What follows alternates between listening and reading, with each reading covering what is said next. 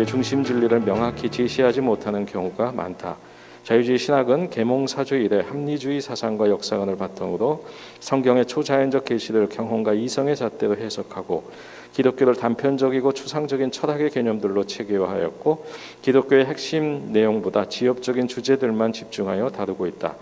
보수주의 진영의 일부 신학도 주요 교리를 수호하고 변증하기는 하지만 한편으로 비평하게 해석 방법론을 비롯하여 믿음의 전제와 상충되는 인본주의적 경험론적 방법론들을 차용함으로써 기독교의 핵심과 무관한 세부 사항들을 놓고 무익한 공론에 흐르는 경향이 있다. 그러므로 엑츠 신학 공간 운동은 기독교의 중심 진리를 전반적으로 중요시하지 않거나 왜곡하는 현대 신학의 동향에 비추어 볼 때 꼭 필요한 운동이다.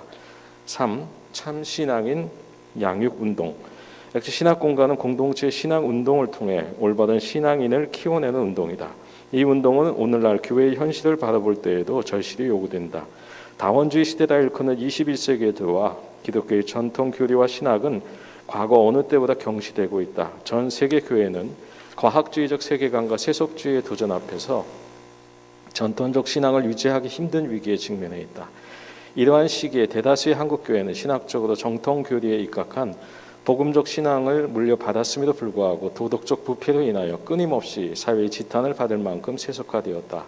가장 큰 이유는 기독교의 중심 진리를 교리적 승인의 문제로 축소하여 이해함으로써 명목상의 고백만 있을 뿐 실제로 믿음으로 거듭나서 회개의 열매를 맺는 전인적 삶의 변화를 나타내지 못하기 때문이다. 그러므로 엑츠는 이 중심 진리가 가르치는 구원의 내용을 올바로 제시할 뿐 아니라 공동체의 신앙 운동을 병행하며 신앙과 신학, 교리와 실천, 믿음과 행함이 통합된 성령 충만한 참 신앙인을 키워내려고 한다.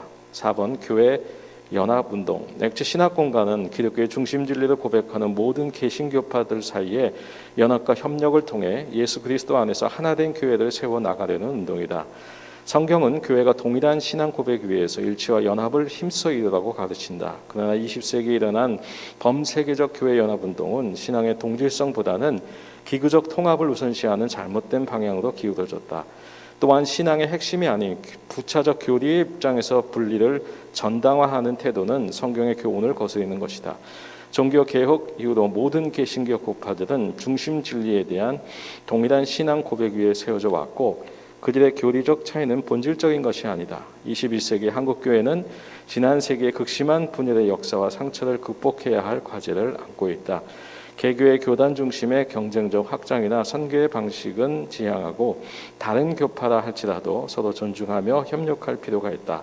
그러므로 엑츠는 오늘날 세계 교회와 한국 교회에 만연한 심각한 교파 간 대립과 분열상을 극복하고 아시아와 세계의 중심 진리로 하나된 교회를 세워나가는 데 기여하고자 한다. 교회 회복운동, 엑츠 신학공간은 개신교 교회의 교사들이 각 시대마다 올바르게 강조한 신학과 실천의 내용을 기독교 중심 진리의 관점에서 연구함으로써 교회를 살리는 신학을 수립하려는 운동이다.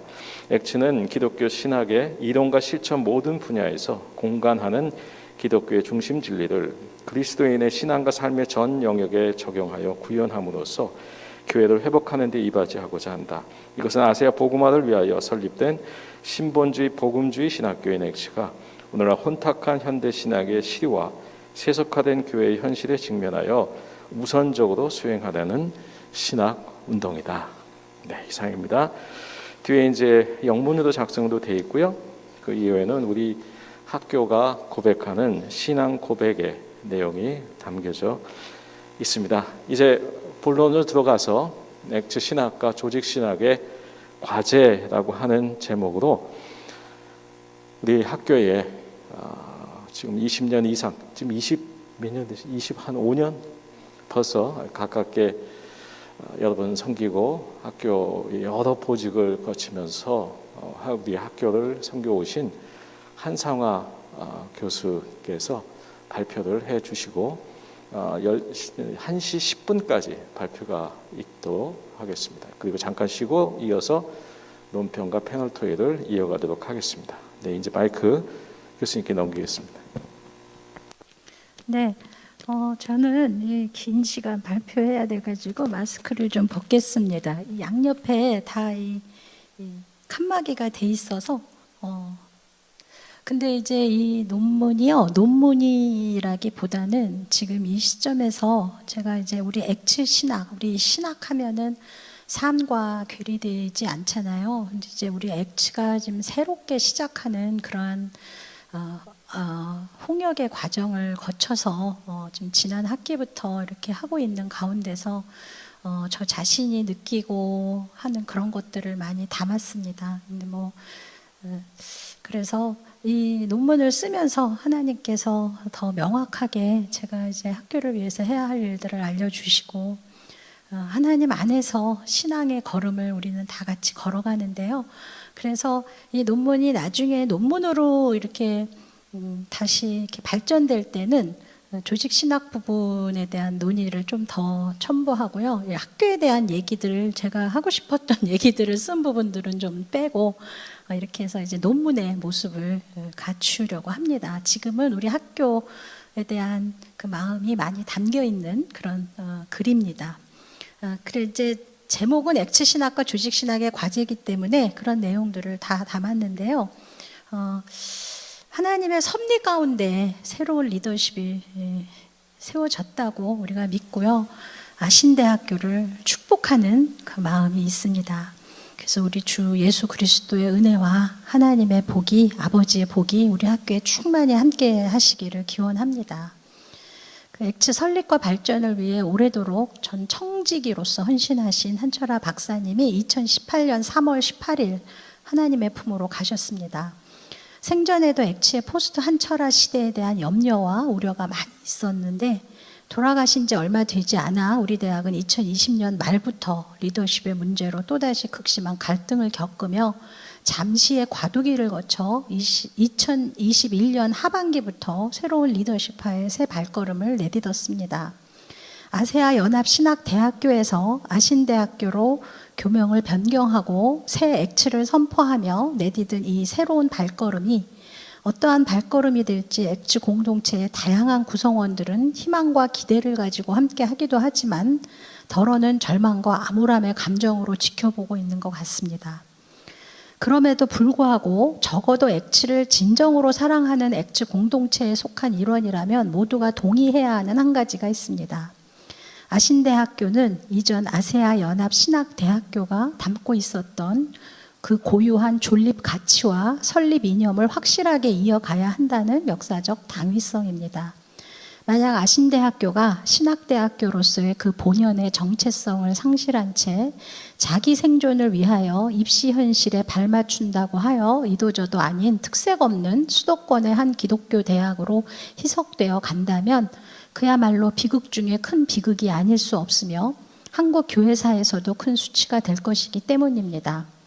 아신대학교는 아시아의 복음주의 지도자들이 연합하여 아세아 복음화를 위하여 설립하기로 결정한 고등신학 연구와 국제적 선교 교육 기관으로서 그 본연의 액츠의 모습을 계속해서 유지해 가야 할 것입니다.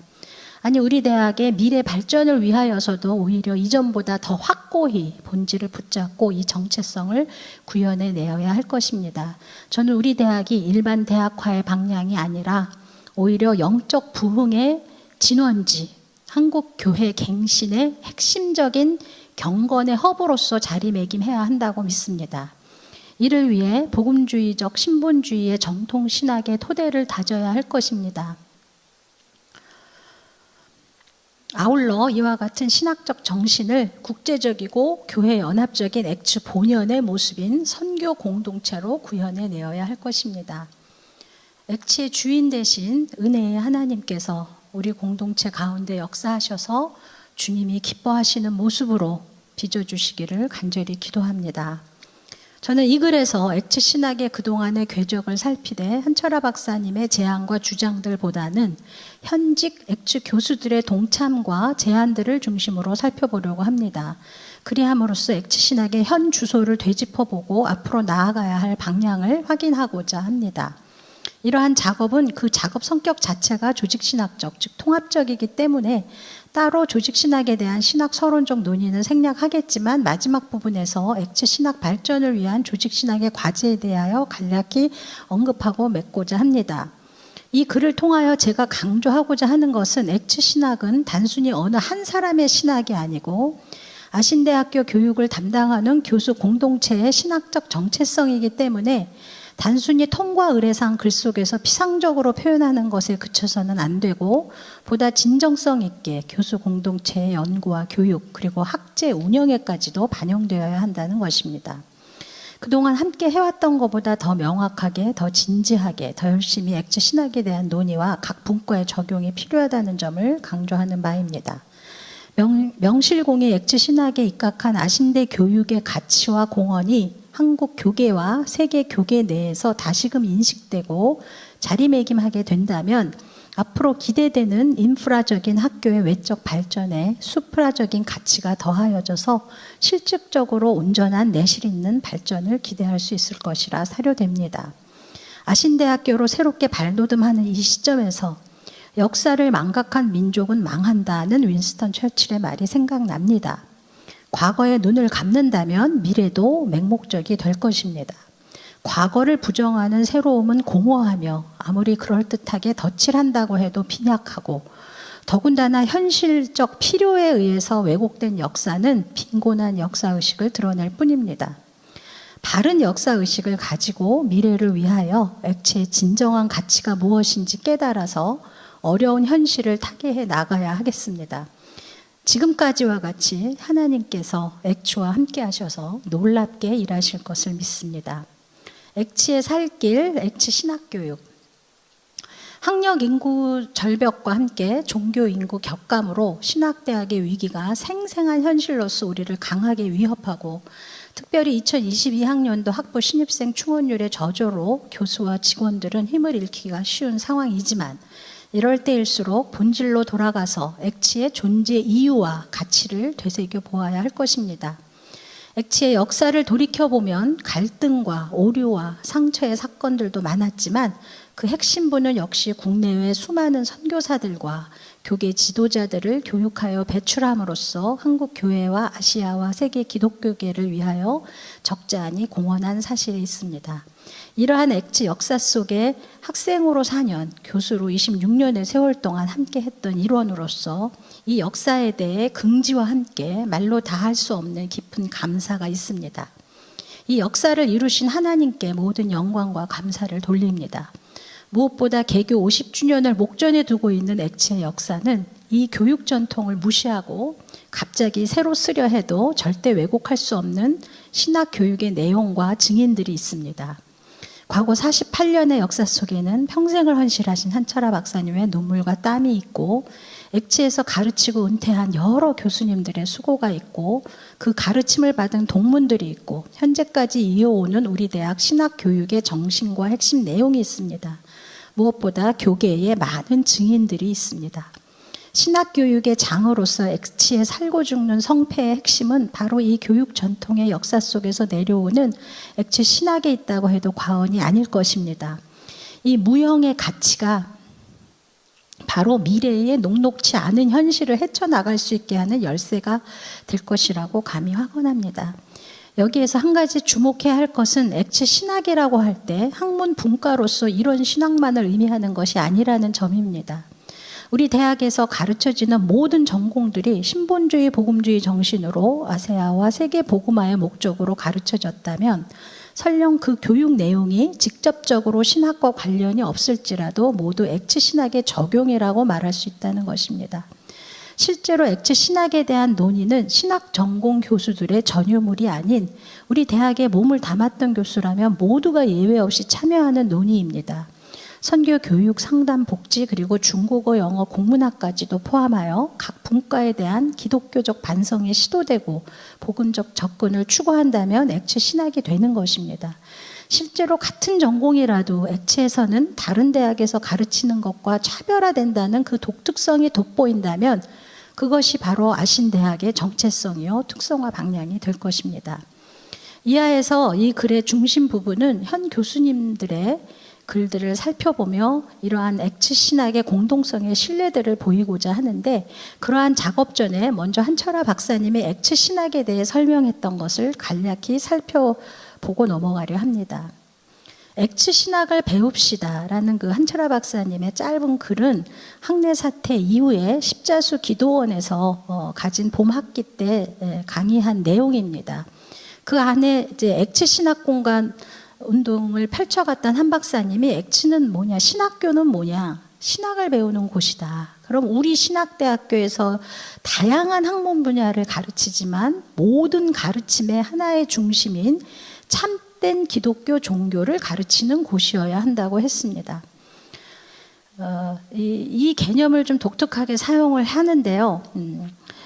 이것도 이제 더 공부해 봐야 되는데, 액츠 신학은 다름 아닌 참된 기독교 종교. 이게 참된 기독교 종교라 했을 때 참 하나님을 아는 지식, 그래서 경건을 종교라는 말로 대신하고 기독교가 기독교 되게 하는 어떤 본질, 그런 의미가 이 안에 담겨 있습니다. 참된 기독교 종교를 확립하고 실천하게 하는 신학이고, 이 기독교 종교를 각 전공 분야에 적용시켜 가르치는 것이라 했습니다.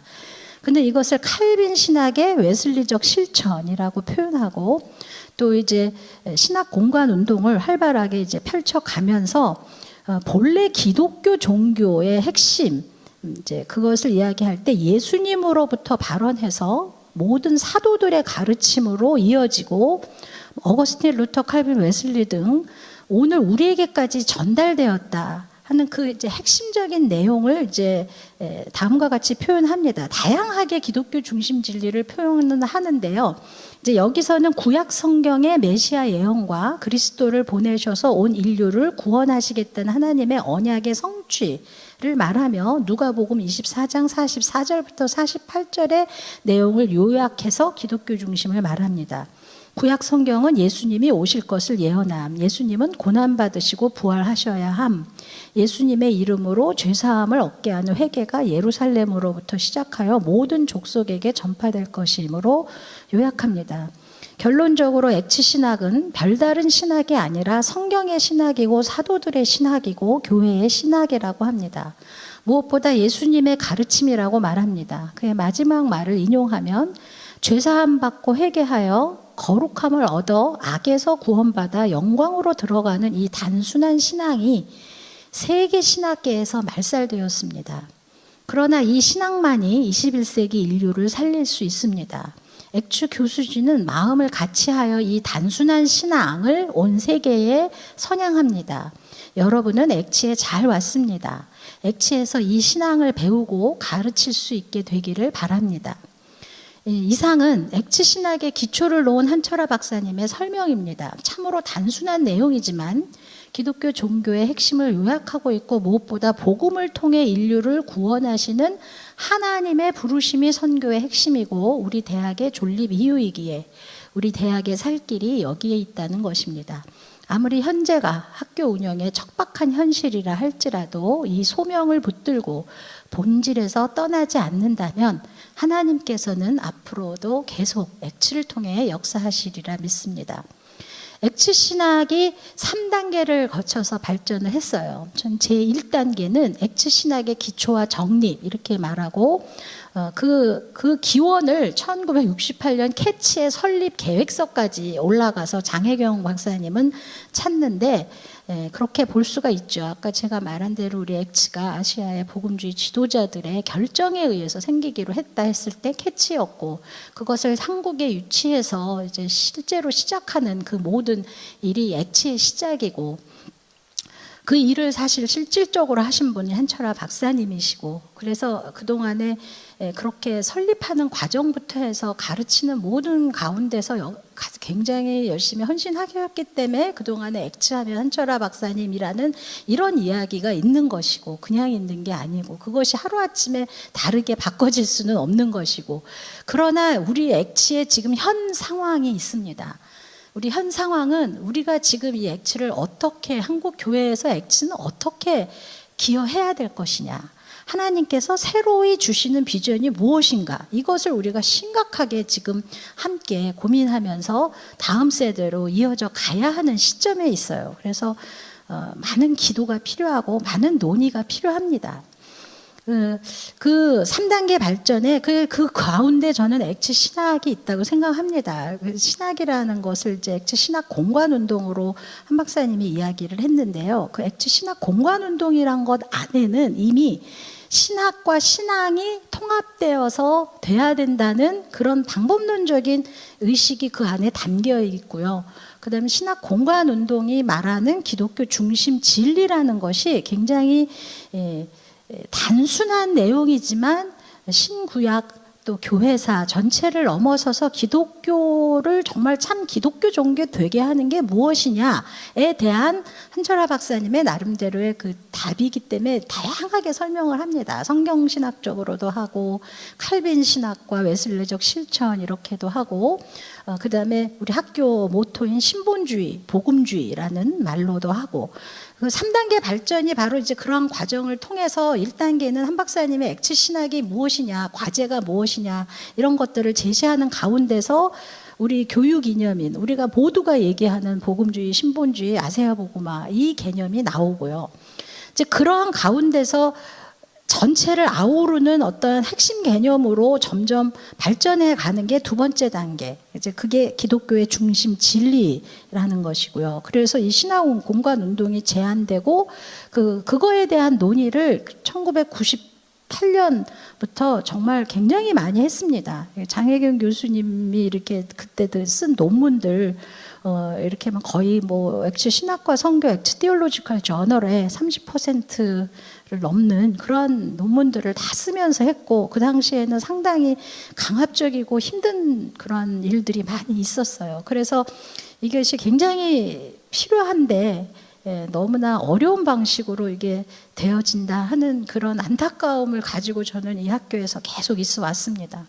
그러나 지금 이 시점에서 제가 되돌아보면 우리가 하나로 다른 학교하고는 또 달라요. 교단이라는 울타리가 있고 이렇게 있는데 우리는 굉장히 이 다양성 속에서 홀로 서 있는 이런 종류의 학교이기 때문에 이것에서 중심을 어디다 잡을 것이냐의 문제가 굉장히 중요하고 다른 여타 학교보다도 그 교육 가치 핵심에 우리가 해왔고 한국 교회가 그 소리를 들으며 여태까지 액치를 기대하고 있는 이것이 오늘날 더 강화된 상태로 이것이 자리매김할 수 있도록 해 나가야지 된다. 지금 이 시점에 와서 뭐 다른 어떤 거를 막 이렇게 한다고 해서 될 수 있는 현실도 안 된다. 저는 그렇게 봅니다. 그래서 이거를 마음을 모아 진정성 있게 우리가 가진 것들을 드러내는 그런 방향으로 나가야 된다고 보고요. 그래서 1단계는 그거고 2단계는 액츠 신학의 그 공간 운동을 열심히 했던 단계고 3단계는 지금 이제 학내 사태가 굉장히 중요한 의미를 갖는데요. 저는 영적인 의미라고 생각을 하고 느끼고 보고 체험해요. 하나님이 이 학교를 다스리고 계시는데 정말 이 학교는 그러기 때문에 굉장히 어둠의 세력들이 많이 역사합니다. 영적 전투 기간이었기 때문에 그 기간을 지금 겪으면서 우리 교수 공동체가 정말 액츠 신학의 정체성을 깨닫고 알아야 되고 그렇게 해서 이어가야 되는 그러한 것이라고 봅니다. 그래서 3단계가 지금 오늘 우리가 맞이하고 있는 건데 이제 액츠 현재 교수님들이 이제 이어가고 계속 해가야 되는 가운데 있어요. 그래서 저는 이 3단계에 있어서 굉장히 중요한 것은 뭐냐면 액츠 교수님들이 이거를 그냥 하나의 통과 의례적으로 그냥 하는 게 아니라 진정한 자신의 교수라 하면 다 학자들이니까 학자들은 다 자신의 학문에 대한 그 책임과 자부심과 또 그것에 빠져 있어요. 그걸 해야 되고 그게 사명이고요. 근데 그것을 진정으로 이 액츠 신학으로 하나로 같이 어우러서 묶어내려는 이런 노력들을 하는 게 저는 그게 뭐 신학 따로 운영 따로 학교 따로 이렇게 안 봅니다. 신앙인의 삶이라는 것은 하나 일관적이기 때문에 어떤 인간적인 다른 걸로 하면 소망이 없고 우리는 신앙의 길로 가야 되는데 교수님들이 주 장본인들이다. 전 그렇게 생각을 하고요. 그래서 통합신학 방향에 최적화된 신학운동 이렇게 저는 얘기를 했고 나중에 또 이 부분을 논의할 그런 때가 오고요. 이따가 그래서 이제 이거를 하면서 그 액츠 신학 연구소를 굉장히 열심히 들여다봤어요. 또 보고 교수님들의 논문들이 전부 그 액츠 신학 저널과 엑츠 티올로지컬 저널과 신학과 선교 지금 나오지 않은 거기에 다 이렇게 있는데 거기에 보면은 그 엑츠 신학과 신앙운동 교수 공동 연구 프레지가 있는데 장혜경 교수님이 소장하실 때 되게 열심히 하셨어요. 그래서 저는 굉장히 그 의의를 누구보다도 속으로 늘 감사하며 하고 있어요. 신학 교수들이 다 교육하는데 이 신학 공간 운동을 반영할 때 어떻게 할 것이냐 하는, 그래서 거기 보다 보니까 기독교 중심 진리를 적용해서 기독교 고전 문학 강독하는데 적용해가지고 수업 계획서를 쓴 금동철 교수님의 수업 계획서를 보면서 이렇게까지 하시는구나 이런 생각을 하면서 굉장히 제가 고무적이었고, 지금은 많이들 은퇴하셔갖고 아쉽지만 교수님들이 모여서 어떻게 하면 적용할 것이냐에 대한 논의를 초반부지만 했어요. 그런데 이제 그 이후로 이제 쭉 지금까지 보면 우리 대학의 변화가 이 엑츠 신학에 충실한 방향이었나 하고 생각하면 입시 위기, 뭐 여러 가지 많은 내외적인 문제들로 엑츠 신학, 엑츠의 색채를 잃어버리는 방향으로 가고 있지 않나. 이런 의아심과 의구심과 우려와 염려가 상당히 많습니다. 위기의식을 많이 갖고 있어요. 근데 날마다 기도하는데 하나님께서 엑츠는 늘 책임져 주셨기 때문에 앞으로도 하실 거라 생각을 하고, 그 가운데서 우리 교육 공동체, 여러분들이 학생이고 또 교수고 우리가 교육 공동체로서 어떻게 앞으로 해가야 되느냐 하는 그 질문들, 그 이야기들이 앞으로 우리 학교의 존립 이유가 되고 이 성패가 갈리는 핵심이다라고 이거를 쓰면서 제가 더 많이 확신을 했고 더 열심히 연구해야 되겠다라는 그런 깨달음을 또 얻었습니다. 그리고 정성국 교수님의 그 논평이 굉장히 좋았어요. 그 아주 핵심적인 질문들이 우리가 계속 그런 질문들을 물어가면서 함께 노력해 가야 하는 다음 세대의 신학 그 공동체, 신앙 공동체, 신앙 공동체들이 가야 하는 이 부분에 그 어떤 기대를 갖게 했습니다. 아무튼 그래서 이제 세 번째가 굉장히 지루하게, 왜냐하면 22명의 교수님의 연구를 다 이렇게 해야 되니까. 그래서 제목만 읽어도 시간이 많이 가요. 저 편수가 너무나 많습니다.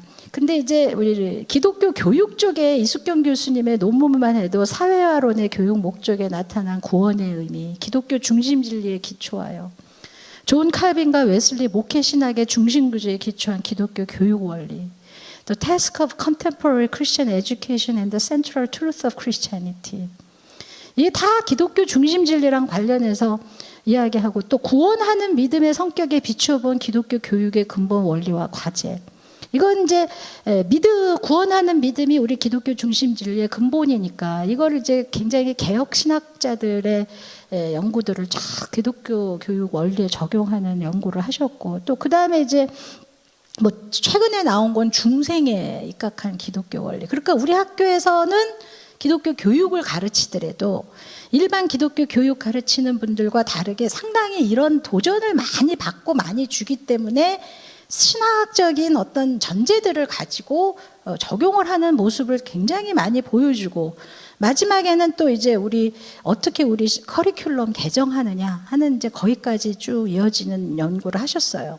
전병철 교수님도 이제 들어오셔서 엑츠 신학 신앙의 운동에 대해서 이렇게 안내를 받으시고 논문을 쓰시는 가운데서 이제 기독교 교육 영역에 적용하는 것을 이제 쓰셨어요. 그래서 엑츠 신학과 신앙의 공간 운동의 이해와 기독교 교육.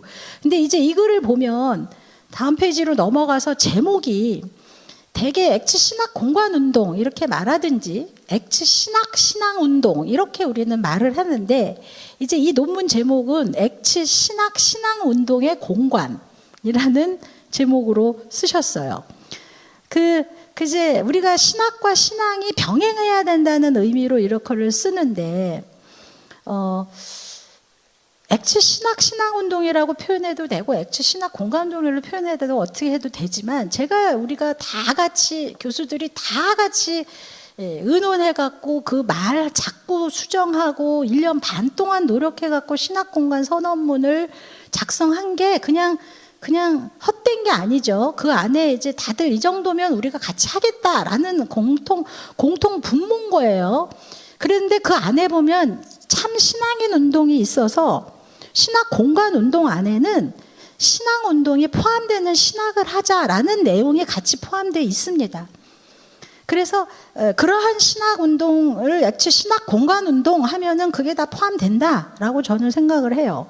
그 이제 액츠 신학 공간 운동에 대해서 프랭크 제임스라고 외부에서 온 분이 너무 에소테릭하다라는 한 커멘트를 한 기억이 나는데, 에소테릭하다라고 얘기할 수 있어요. 왜? 우리 공동체에서 쓰는 용어니까. 그게 보편화시킬 수 있는 용어가 아니에요. 예를 들면 복음주의, 개혁주의 이런 건 다 보편화된 용어지만 액츠 신학 공간 운동 굉장히 유니크하게 우리끼리만 하는 말 같다라고 이렇게 표현할 수 있어요. 얼마든지.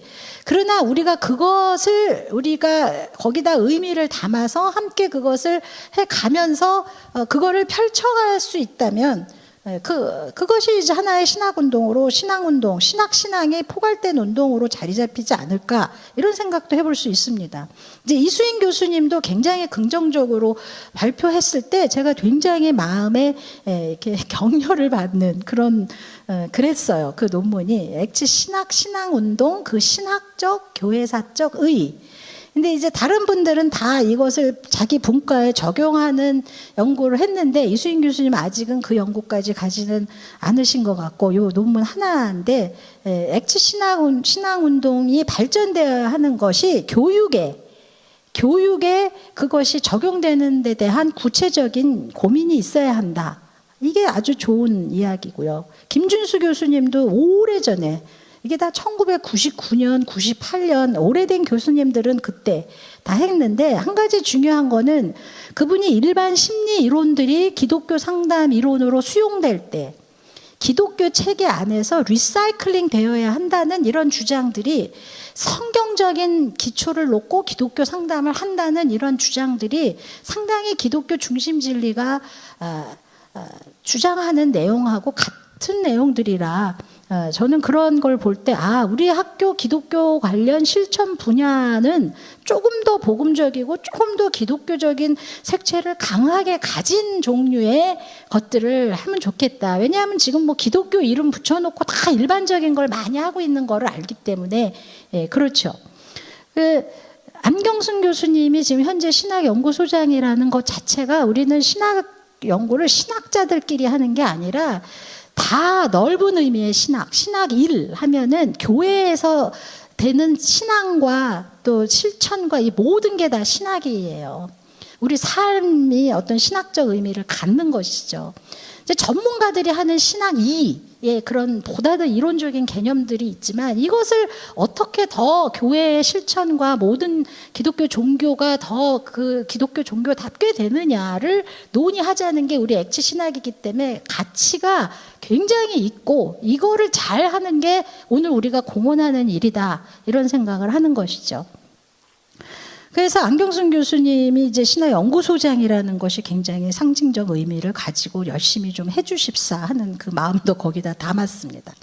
선교학 분과에서 김다니엘 교수님이 학교에 그 이마고 데이, 레서렉티오, 미시오, 너무 디오드라마 프로덕션을 통해서 그분 개인적으로도 신학을 예술적으로 표현하는 것에 대한 많은 그런 의미가 있었고, 우리 공동체적으로도 굉장히 좋은 그런 것을 해주셔서 감사하고, 영성신학에 대해서 더 기반을 닦겠다, 이렇게 또 쓰셨고요. 안점식 교수님은 액츠 신앙운동을 신학 선교지 교육에 적용하는 것을 연구를 하셨어요. 근데 두 번째 연구는 그 기독교 중심 진리에 대한 이해를 바탕으로 그 선교학 연구에 대해서 담은 그 선교학 연구에 있어서 기독교 중심 진리의 중요성, 이 두 번째 연구는 더 기독교 중심 진리에 대해서 더 깊은 이해를 가지시고, 실제로 선교학 연구에 있어서 어떤 의미가 있는지를 이렇게 연구하셨어요. 근데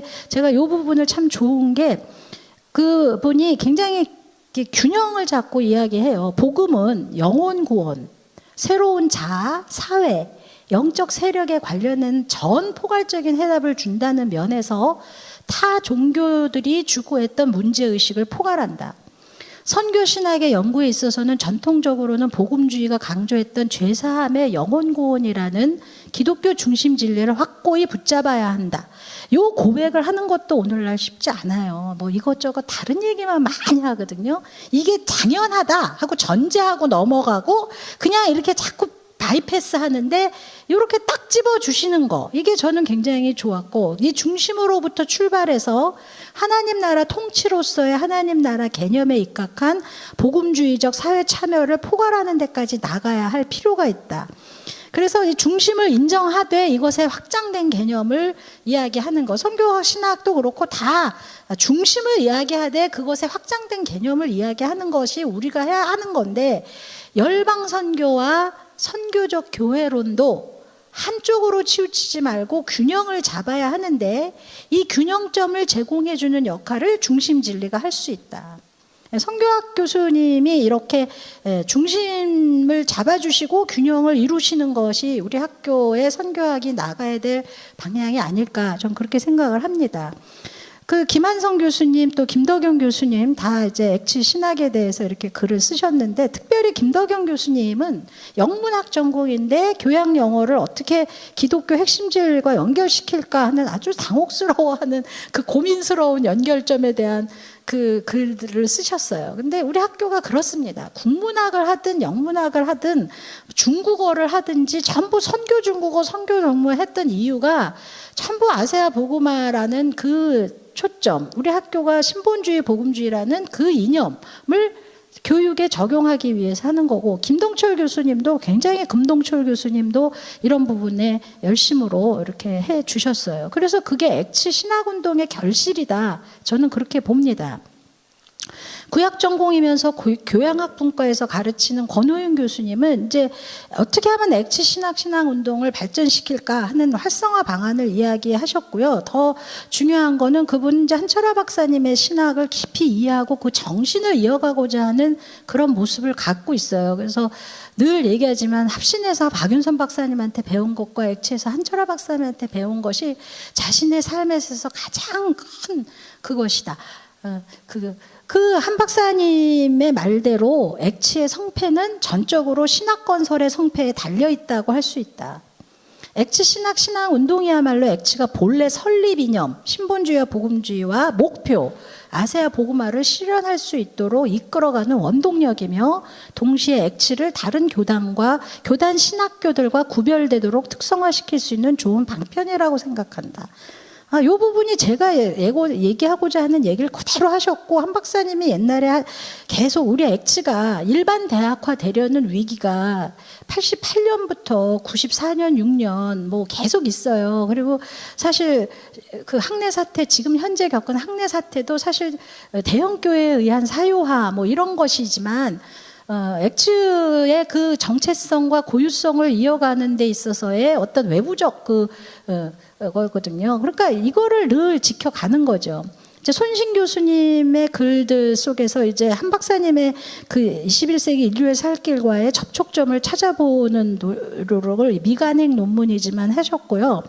이제 제가 이 두 번째 논문, 우리 액츠와 관계됐기 때문에 제가 이거를 이렇게 선교적 공동체로서 신학대학교 사회복지사역의 당위성과 역할, 액츠의 지역사회 섬김을 위한 과제를 중심으로라는 이 논문을 보면, 우리 액츠를 메시아적 공동체로, 이분이 이제 건강가족 지원센터 뭐 이런 복지 프로그램, 다문화 가족, 이것을 굉장히 오면서 처음부터 하고 액츠 양평의 이 사회화의 접목을 위해서 많이 노력을 하는데, 메시아적 공동체, 선교적 공동체, 메시아적 공동체라고 액츠 공동체를 부르고 선교적 공동체로 보면서 이해를 하면서, 거기서 이제 중요한 거는 선교적 교회론 을 가지고 기독교적 실천으로 확장시킬 수 있다, 이렇게 이야기하는 부분이 저는 굉장히 의미가 있었다라고 봅니다. 그래서 이 선교적 교회론이 이 다양한 이 기독교적 실천을 할 수 있도록 돕는 그러한 어떤 좋은 제한점도 있다라고 저는 긍정적으로 보는 부분도 있고요. 실천신학 전공인 신성욱 교수님도 이제 설교학에 적용해서 쭉 해갔고요. 역사분과 지금 시간이 1시 10분이니까 좀 더 있네요. 역사신과 분과는 이제 박은규 교수님이 신학연구소장으로 이렇게 2018년, 20년, 21년 이렇게 섬겼는데 그때 신학연구소에 대한 학교 지원이 반으로 줄어서요. 그 신학연구소에 그 지원해야 되는 것을 이제 하는 이사들을 뭐 선임하고 뭐 막 이런 것 때문에 고심해 왔는데 미국에서 이제 거금을 이제 모금해 오시고 그랬어요. 근데 이제 저는 엑츠 신학연구소는 일반 연구소랑 달리 우리 대학교의 신학적 노선과 방향성을 결정하는 정신적 지주가 되어야 하는 기관이기 때문에 학교에서 지원이 줄거나 또 모임 횟수가 줄거나 형식적으로 되거나 이런 식으로 되면 퇴색하면 안 된다고 봅니다. 그래서 이것이 진짜 명실공히 교수들이 더 열심으로 그냥 한 논쟁도 하고 열띤 논쟁도 하고 그렇게 해서 학교의 그 정말 핵심 가치를 추구하고 논의하는 그런 분과가 되기를 바라는데요. 역사신학분과에서 아주 특이한 거는 신종철 교수님, 우리 강희전담 교수님인데 2015년부터 모든 논문, 엑츠신학저널의 모든 논문을 엑츠신학공간을 적용해서 열심히 하셔요. 엑츠의 신본주의 입장에서 바라본 주기철 목사의 일사가고 신앙에 관한 연구, 엑츠 신학공간에서 본 손양원 목사의 신앙과 신학 연구, 엑츠 신학공간에서 본 찰스 브릭스의 웨스민스터 신앙 고백서 개정 시도에 관한 고찰. 근데 뭐 계속 1903년 웨스트민스터 신앙 고백서 개정에 대한 엑츠 신학공간의 관점에 따른 평가, 엑츠 신학공간에서 본 전북지역 3.1운동 연구, 전북지역 남장로교회 선교 스테이션을 중심으로 해서 6.25 한국전쟁, 산순교수 김윤찬 목사. 그러니까 이분은 장로교 역사 전공자지만 우리 엑츠 신학 공간에서 어떤 기준을 잡은 거예요. 역사를 평가하고 역사적 사건과 인물과 이런 것들을 평가할 수 있는 어떤 모종의 신학적 기준을 잡은 거예요. 그래서 저는 이렇게 다 엑스신학 공간으로 다 같이 이거 하자 이런 의미 전혀 아니지만 이분이 이렇게 열심히 하는 그거를 이렇게 보면서 제가 이렇게 이것이 다른 의미로도 이렇게 다 적용이 될 수 있는 가능성들을 이렇게 갖고 있다라는 거를 보아서 참 좋았습니다. 뭐 우리 교수님들이 되게 다 학적으로 깊은 분들이라 획일화나 뭐 이런 거 체질적으로 싫어하고 저도 포함해요. 획일적이라서 막 통일성이라서 다 우리가 말하는 호몰로기아는요 그냥 일반 사람들이 얘기하는 막 획일화가 아니에요. 그렇기 때문에 지금까지 그렇게 문제가 많이 있는데 저도 그런 걸 원치 않고 좋아하지 않아요. 근데 저는 이 운동이 진짜 같이 하는 운동, 공동성, 같이 신학을 한다는 게 없거든요, 별로. 그러니까 그런 거를 하는 게 좋은 것 같아요. 근데 이제 제가 엑츠의 이사로 섬기다가 은퇴한 분으로 알았는데 그게 전혀 다른 분이었어요. 고훈 목사님이라는 교회 연구자가 엑츠 신학 공간에 대해서 논문을 이렇게 쓰신 걸 보고 제가 너무 깜짝 놀라고 너무 그 내용을 다 읽어보고 너무 정말 이렇게 하시는구나 이런 생각을 했어요. 이 고은 목사님이 풀러에서 박사과정을 밟는 젊은 목사님이래요. 합동 측의 어떤 목사님의 자제분이라고 합니다. 전 뵙지도 못하고 잘 모르지만 이분이 엑츠 신학 저널에 이 논문 낸 거, 한국 복음주의 교회 내 세계 복음주의 연맹, 그러니까 WEA 논쟁이 있어요. WEA 논쟁에 대한 이해와 엑츠 신학 공간의 관점을 통한 성찰과 재현. 2021년 논문이고 이만영의 평양 대부흥 수정주의 입장에 대한 비판적 종합적 평가, 엑츠 신학 공간과 학제 간 연구 관점. 이런 논문들을 보면서 논문이 너무 탄탄하게 잘 돼 있고요. 되게 우리가 이렇게 연구했어야 되는 걸 대신해 줬었구나 하는 생각이 들면서 참 깊이 사실은 반성도 했고요. 이 논문의 특별히 중요한 건 이제 역사적인 그런 수정. 요즘에 우리 한국에서 부흥운동 굉장히 다 부정적으로만 봅니다. 근데 그게 저는 정확히 목욕물과 함께 아기를 버리는 행위라고 생각해요. 성령운동 다 막아버립니다. 성령운동 있어야 교회가 살고요. 부흥운동 있어야 우리는 삽니다. 그것에 잘못된 목욕물들을 버리면서 핵심까지 다 이렇게 버려버리는 이런 어떤 흐름들이 있는데 교회의 건강을 위해서 좋지 않아요. 균형성이 있어야 되고 부흥은 우리가 추구하는 액치의 아주 특성이고요. 이분은 WEA는 이 액치가 속해 있는 기구, 속해 있는 게 아니라 액치 설립과 관련되어 있는, 왜냐하면 세계 복음주의 운동 기관이잖아요. 근데 이제 복음주의가 너무나 신학적으로 많이 이제 희석화되었어요. 복음주의가 아닌 신학이 사회학적으로 복음주의 연대 속에 있어서 복음주의 신학이다 하고 이름을 내고 이것저것 너무나 많이 가르치고 있기 때문에 이 복음주의 신학에 더 이상 역사적 기독교의 가르침을 포괄하고 있지 않다라고 보는 한국의 보다 더 근본주의적이고 보수적인 쪽의 분들이 어떤 정치적 이유도 있다라고 다 얘기해. 그 내용을 들어가 보면 전부 다 그런 게 있는데 일단 신학 자체를 갖고 논할 때는 하지 말자. WEA와 교류를 끊자. 이게 굉장히 큰 어떤 흐름으로 있으니까 이 부분에 대해서 우리 액치가 이제 얘기를 해야 되는데 이 부분이 아주 정확하게 잘 찝어주는 그런 연구를 했어요. 고은 목사님이라는 분이. 그래서 마지막에 이제 이 본 논문의 의의는 한국 복음주의 정체성과 세계 선교의 중요한 문제인 WEA 논쟁과 관련된 양측의 주장을 이해하고 성찰하려는 시도가 없었는데 각각의 그룹의 주장을 이해하며 엣지 신학공간의 관점들을 통해 성찰한 것이다. 앞으로 다양한 교단과 교파의 관점들을 포용하면서 동시에 기독교 중심 진리로 서로를 하나 되게 만드는 엣지 신학공간의 관점은 산적해 있는 수많은 한국교회의 논쟁에 앞으로도 계속해서 새로운 빛을 제공할 것으로 보인다. 이런 기대를 갖고 있어요.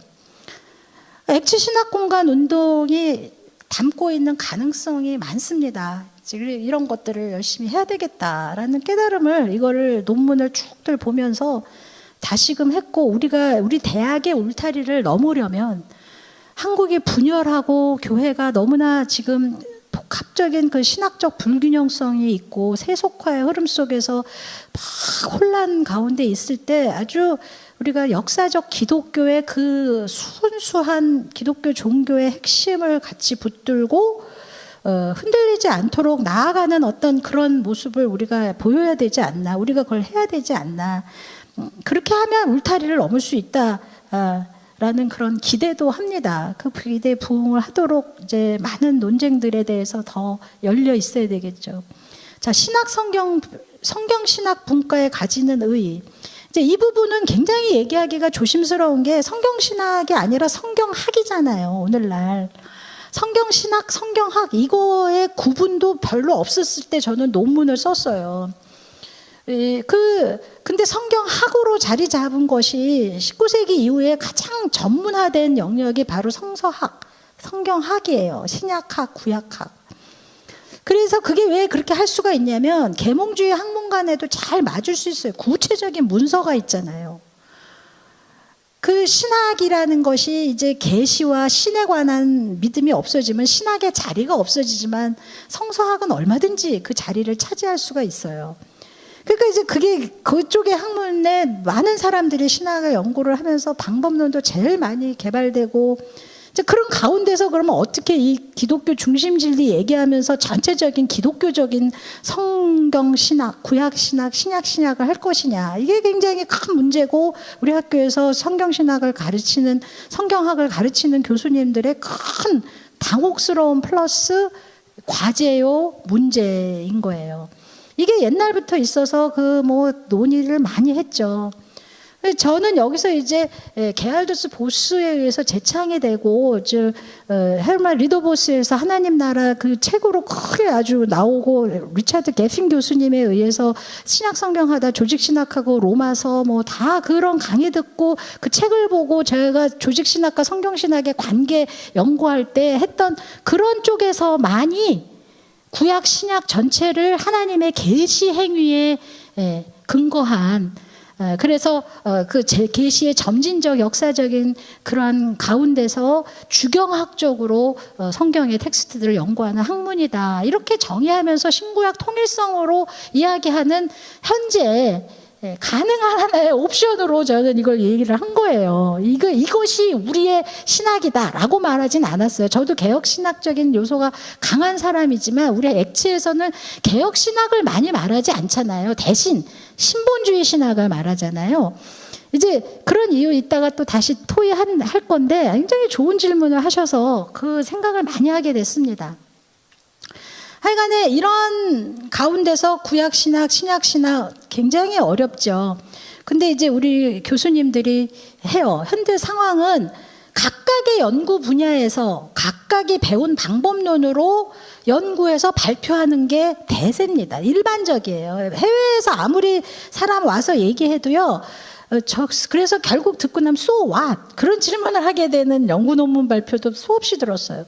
진짜 이 성경 신학이 뭘 하는지 정말 깨달음이 있는 정말 거두들은 기독교 종교 전체에 대한 어떤 경건에 대한 흐름 이런 것들과 연관지어서 본인들의 연구들을 제시해 줍니다.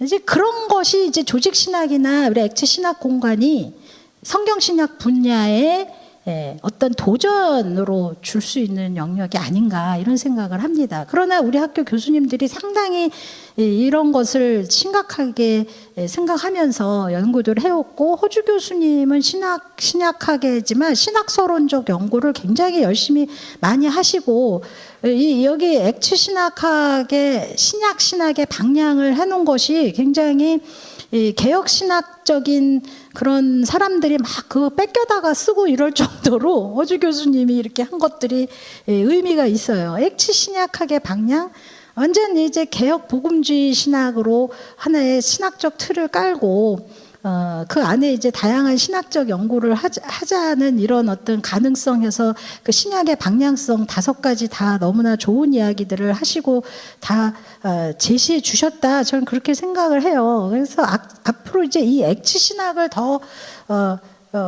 적극적으로 얘기해 주시면 좋겠다. 이런 생각을 하고 그리고 이제 리더십에 대한 문제를 굉장히 심각하게 얘기해 오셨던 분이니까 이 가치를 현 리더들도 현 리더십 안에서도 우리 액츠의 가치를 얼마나 진정성 있게 구현하고자 힘쓸 것이냐 동일한 그런 각도로 지켜봐야 될 것 같고요. 허주 교수님이 얘기하신 바대로.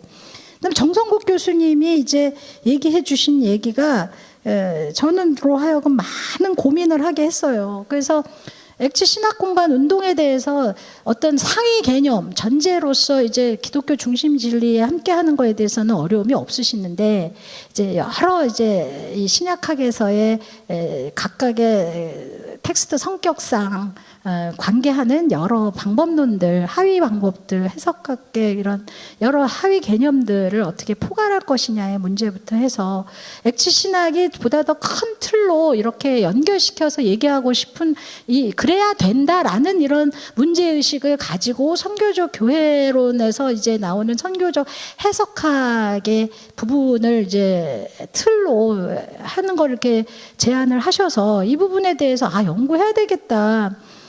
복음주의적으로 재해석된 하나님 선교 개념을 내러티브 해석과가 연결시킨 하나님 선교 이야기 관점에서 성경을 해석하고 선교를 위한 도구로 활용하는 방식.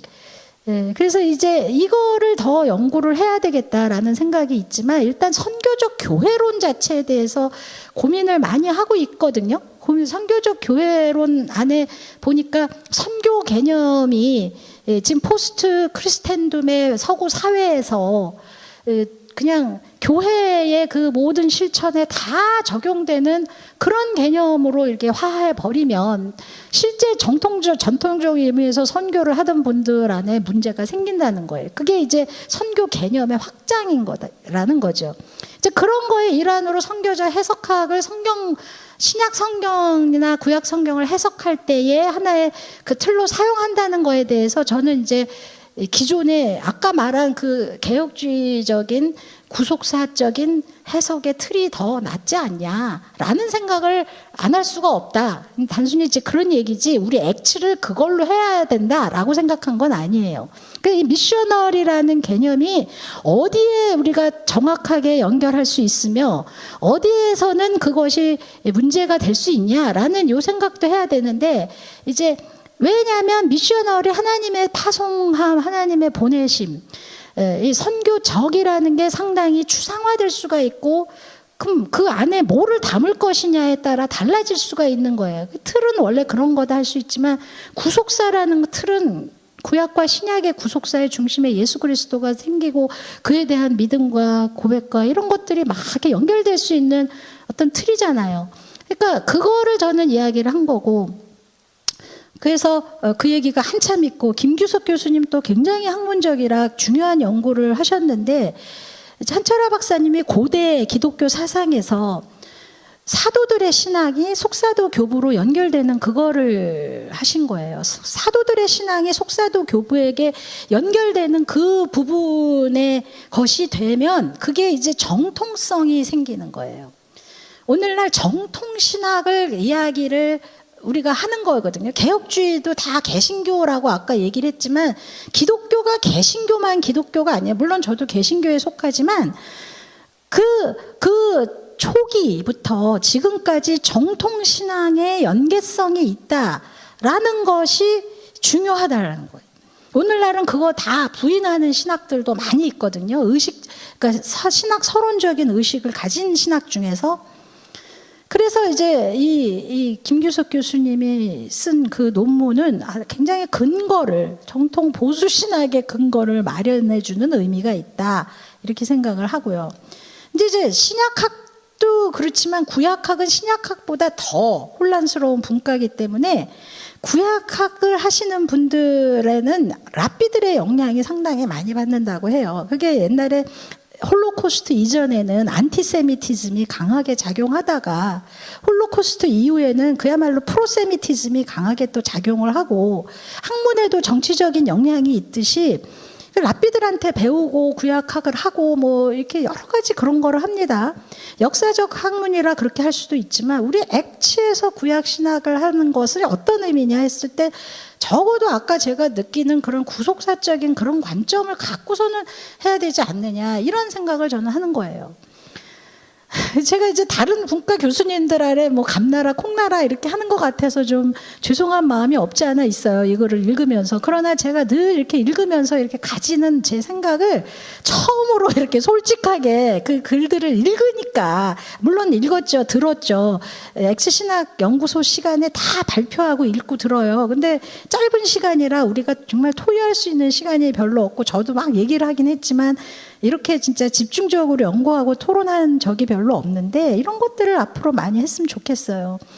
구약하기 더 어려운데 이제 조희 교수님의 글, 이한영 교수님의 글 안에는 그동안에 시달린 것들이 있어가지고 우리 액치에서 이제 그런 것들을 접촉점을 찾으려고 노력을 하고 특별히 조희 교수님의 이제 여호와의 날 모티브는 그건 이제 성경신학적 모티브예요. 그래서 그 안에 짤막하게나마 신약적으로 성취된 부분이 언급이 되어 있고, 근데 이제 조희 교수님은 이제 우리 액치 신학공간 운동에 대해 1시 10분까지 아니에요? 네, 다 끝나가요. 땡큐 알려주셨네요. 한없이 갈 수가 있으니까 고맙습니다.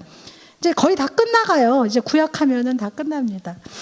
그래서 그 여호와의 날에서 중심 진리에 대한 제한적 이해에 대한 고민을 하신 거죠. 그래서 중심 진리가 개인 구원이나 뭐 이렇게 협소하게 이해되는 것을 경계하는 제한, 또 이 중심 진리를 해석적 방법이나 원리라고 얘기하는 것이 아니라 그게 결과고 구성적 원리다 이렇게 얘기하실 때는 그 해석이라는 것을 일반 해석학에서는 인간 이해해서 저는 삶 전체에 대한 것까지 다 적용해서 이제 해석을 이야기해요. 원래 제가 논문 쓴 게 그 분야예요. 가다모의 해석학을 갖고 사회과학적 방법론으로 쓸 수 있냐 아니냐 갖고 논쟁한 그런 걸 써서 저는 해석 원리를 이렇게 막 쓸 때 별로 어려움 없이 받아들이는데 이제 조희 교수님은 그게 구약 특수 해석학 분야 내에서의 이야기이기 때문에 이제 이런 식으로 표현하셨구나라고 저는 이해를 합니다. 근데 그러나 그보다 더 핵심적인 컨선은 학문 안에서의 서로 연계성과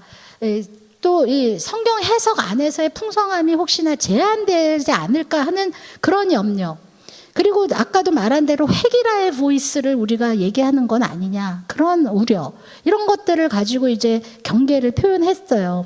이제 교수님도 그랬지만 저도 그런 것 때문에 기독교 중심 진리에 대해서 이게 진리라고 표현한 거지 교리라고도 표현을 안 했고 다르게 표현 안 했거든요. 그러니까 이 진리라고 하면은 우리는 진리는 하나고 그 안에 다양한 부분들이 있지만 그게 유기적으로 하나로 연결되는 게 기독교의 진리라고 보고 이게 그래야 조직신학도 형성이 되니까 그런 각도로 이제 이런 거를 저는 더 쉽게 받아들이는데 성경학을 하시는 분들은 이제 다소 어려움이 있을 수가 있지만 일단은 이런 중심 진리를 전자로 해갖고 더 풍성하게 연구하는 것이 얼마든지 가능하고 그래야 한다라고 저는 생각을 하고 근데 여기서 개인구원적으로 얘기된 게 아니고 신학 서론적으로 연구된 거다. 즉 우리 신학 연구자 자신이 얼마나 복음의 능력에 사로잡혀서 우리가 하는 학문의 연구 결과들이 얼마나 교회와 이 전체 성경 이해와 신학에 연결될 수 있는가를 좀 더 관심을 갖고 할 수 있도록 돕는 게 신학 공간 운동 아니냐. 이제 저는 그런 식으로 또 대답을 했고요. 김성진 교수님은 굉장히 신학 공간 운동에 대해서 이 중심 진리를 강조해서 신학적으로 하지만 이것을 오늘날 성도들의 삶 속에 연결시켜야 되는 건데 처음부터 중심 진리와 주변 진리의 문제를 굉장히 고심하시는데 한 박사님 글 속에서도 동심원적이라는 말이 있어요. 그리고 저도 다차원적이고 이 중심 진리가 하나만 딱 얘기해서 요거만 말하자는 게 아니고 또 칭의만 말하는 것도 아니고 심지어는 칭의 성화만 말하는 것도 아니고 굉장히 포괄적인 다차원적 의미를 가지고 있다라는 생각이 들고 근데 그게 기독교 종교되게 하는 것 그것을 이제 그렇게 표현한 거라고 보고 이제 김성진 교수님의 잠언 8장 해석한 것이 굉장히 무리를 일으켰어요. 지난번에 한 박사님 그때도 그렇고 저도 그렇고 아무리 생각해도 조직신학자의 입장에서 볼 땐 저렇게 해석해주면 우린 어쩌란 말이야 막 이런 생각이 들 정도로 문제성이 있어요. 그래서 참 염려하는 바 지향하는 바 그런 건 알겠지만 이 정말 텍스트 해석을 하는 데 있어서 자신들의 그 영역만 있는 것이 아니고 근데 중요한 걸 지적하신 게 복음주의, 신본주의 연결을 한 거죠. 자, 조직신학의 과제 정홍렬 총장님이 잘 이야기를 했어요. 그래서 조직신학의 과제를 이제 제가 굉장히 깊이 느꼈습니다. 중심 진리와 다른 모든 교리들과의 신학적 연결성들을 설명하는 그 작업이 필요하겠다. 그리고 심지어는 복음주의와 신본주의 이 관계성도 각각은 연구했지만 그 연구하는 걸 해야 되겠다. 그리고 정홍렬 총장님께 액츠 신학 운동을 지원해 주시고 더 지지하시고 더 신학 공간 운동이 잘 될 수 있도록 신학연구소에 더 열심으로 같이 이렇게 해주십사 하는 그 이야기를 너무 하고 싶어서 이 글을 통해서 했습니다. 저는 그게 학교 미래 발전을 위해서 가장 궁극적인 토대라고 보기 때문에 그렇게 해야 된다라고 보고요. 그래서 이제 조직신학 연구는 나중에 제가 더 잘 발전시키려고 합니다. 여기서는 굉장히 좁게 했고 모든 교수님들의 연구들을 훑어보면서 다 같이 개인주의적이고 주관주의적인 엽소한 구원 이해에 머물러서 안 된다는 게 다 같은 한 목소리로 하는 얘기고 특히 성경분과 쪽에서는 환원주의에 대한 경계 전부 다 중심 진리랑 다 연결시킬 수 있냐 성경이 그렇게 다양한데 다각적인데 그거 충분히 이해가 되는데요.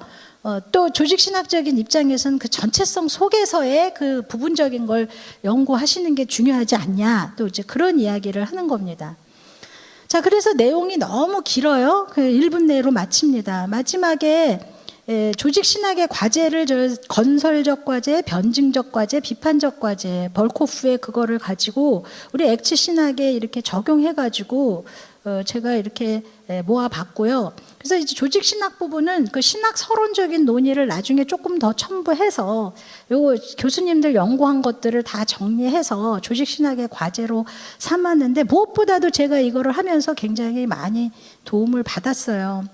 그래서 처음에 이야기한 대로 우리 액츠의 정체성을 시켜야죠. 지키는 것. 아신대학교든 아세아 연합신학대학교든 그 핵심에 이 복음주의 학교가 요즘에 다 이렇게 흐트러져 가는데, 역사적 기독교 신앙에 굳게 서서 복음주의적인 그런 신학적인 그 정통 신학적인 역사적 기독교를 지켜가는, 전 보수 신학이란 말 별로 안 좋아하지만 왜 그 말이 나오냐면, 전 보수적인 사람이 아니에요. 생각이 굉장히 개방적인 사람인데, 보수 신학을, 그리고 제 여자기 때문에 보수 신학이 가지는 여성 차별적인 성격이 너무나 강해서 사실 체질적으로 맞지도 않는데, 역사적 기독교 정통 신앙을 보수하는 신학을 하기 위해서 하는 겁니다.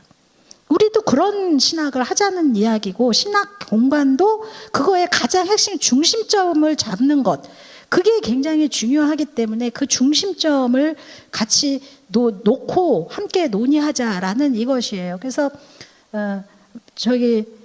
로마서 16장이 너무 좋더라고요, 마지막. 그래서 나의 복음과 예수 그리스도를 전파함은 영세 전부터 감추어졌다가 이제는 나타내신 바 되었으며, 영원하신 하나님의 명을 따라 선지자들의 글로 말미암아 모든 민족이 믿어 순종하게 하시려고 알게 하신 바 그 신비의 계시를 따라 된 것이니, 이 복음으로 너희를 능히 견고하게 하실 지혜로우신 하나님께 예수 그리스도로 말미암아 영광이 세세에 무궁하도록 있을지어다. 이 일이 우리에게 이루어지기를 간절히 바랍니다.